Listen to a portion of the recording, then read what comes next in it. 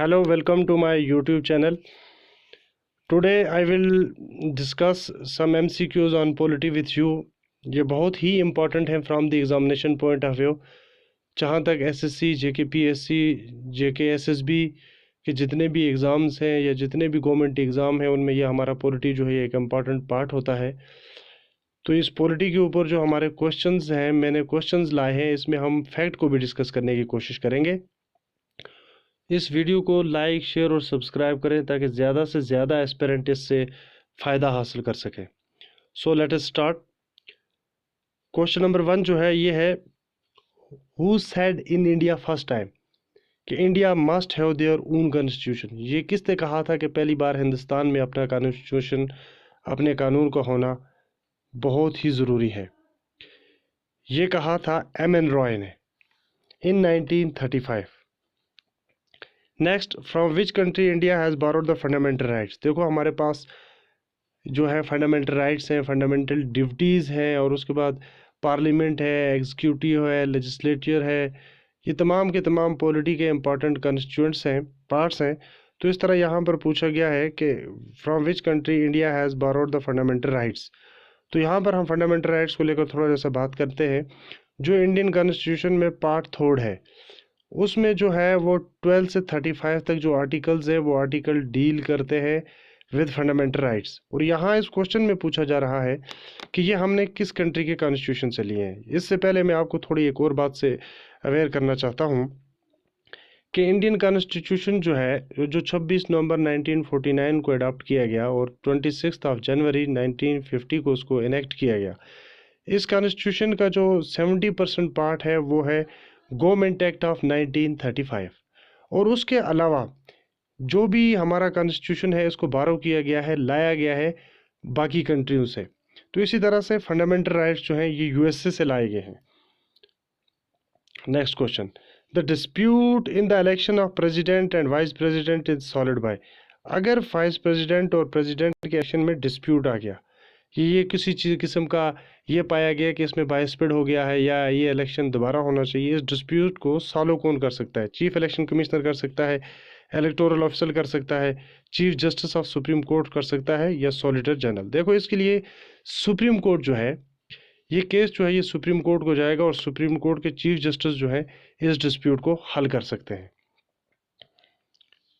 Which article deals with the option of untouchability in India. देखो हमारे संविधान में, इंडियन कॉन्स्टिट्यूशन में, जो मैंने अभी पिछले क्वेश्चन में बोला था कि फंडामेंटल राइट्स जो हैं वो 12 से 35 है, तो इसी में आर्टिकल्स ये भी आते हैं, ये सारे आर्टिकल 19, 20, 17, 14।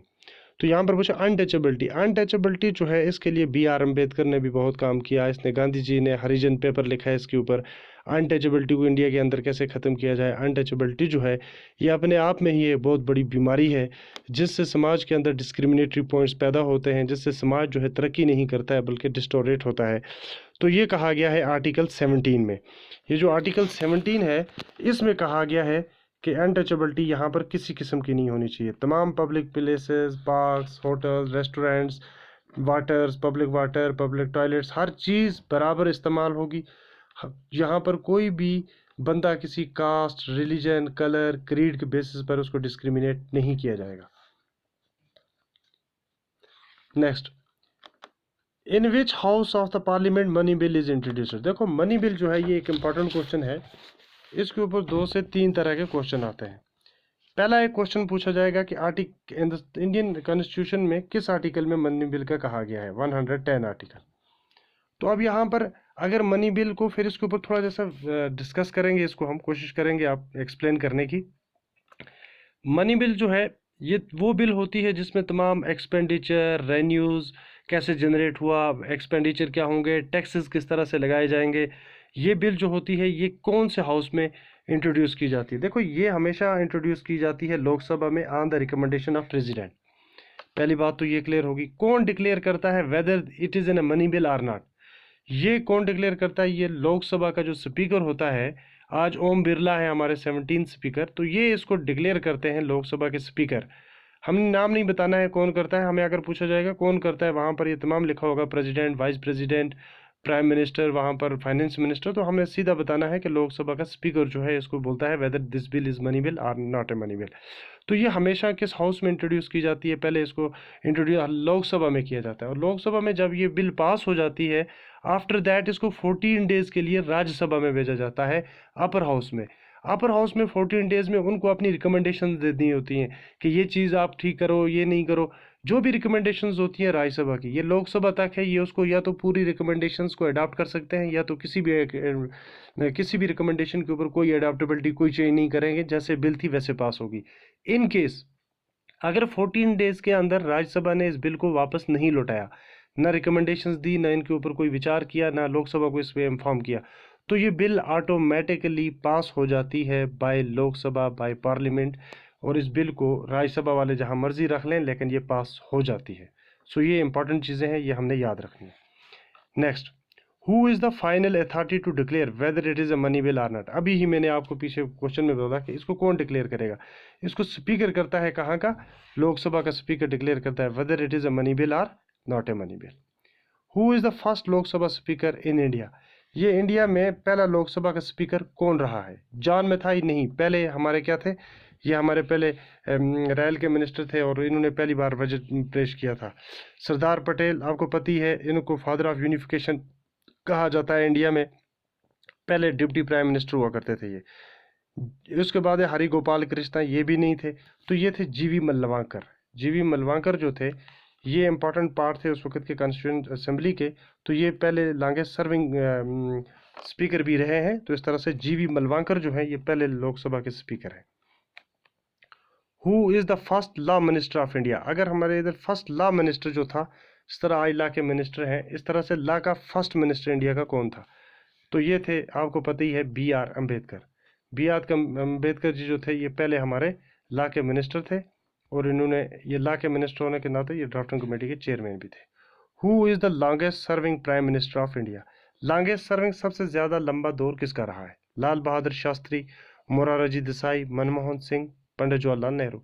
तो ये रहा है पंडित जवाहरलाल नेहरू का 1952 से लेकर 1964 तक। उसके बाद अगर इसी में एक क्वेश्चन और बन जाता है कि सबसे ज़्यादा टाइम किस फाइनेंस मिनिस्टर ने बजट को पेश किया है, तो वो 10 बार किया है मोरारजी देसाई ने। और इसमें लाल बहादुर शास्त्री जी भी हमारे प्राइम मिनिस्टर हैं। इनको पोस्टथमसली, यानी मरने के बाद 1966 में पहली बार भारत रत्न मिला है। उससे पहले मरने के बाद नहीं मिलता था, पहली बार इनके वक्त में मिला है। मनमोहन सिंह हमारे आरबीआई के गवर्नर भी रह चुके हैं 1982 से 1984 तक, और ये हमारे प्राइम मिनिस्टर भी रह चुके हैं कांग्रेस की हुकूमत में। तो इस तरह से अब नेक्स्ट क्वेश्चन क्या है, which act is called as Magna Carta of Indian political system? किस एक्ट को मैग्ना कार्टा कहा जाता है? यानी मैंने पिछले एक स्लाइड में ये भी बताया था कि हमारा 70% से जो हमारा कॉन्स्टिट्यूशन है वो कॉपी किया गया by the government act of 1935, इसलिए गवर्नमेंट एक्ट ऑफ 1935 जो है ये हमारा मैग्ना कार्टा कहा जाता है।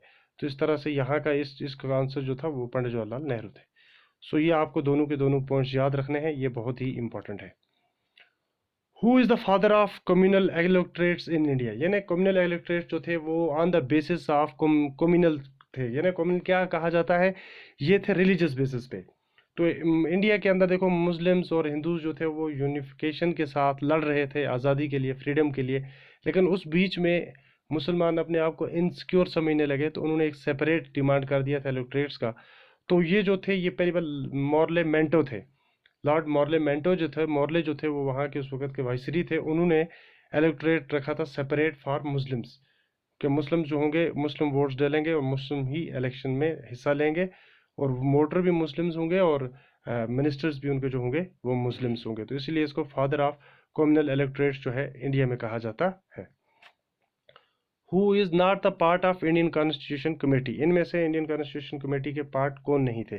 देखें तो हमारे कॉन्स्टिट्यूशन कमेटी में सुभाष चंद्र बोस भी नहीं थे, और अलाइदी कृष्णमूर्ति तो थे, पंडित जवाहरलाल। इधर इस क्वेश्चन का आंसर जो है ये गांधी रहेगा। गांधी जी तो किसी किस्म की कमेटी के पार्ट नहीं थे। Who is the constitutional adviser of India?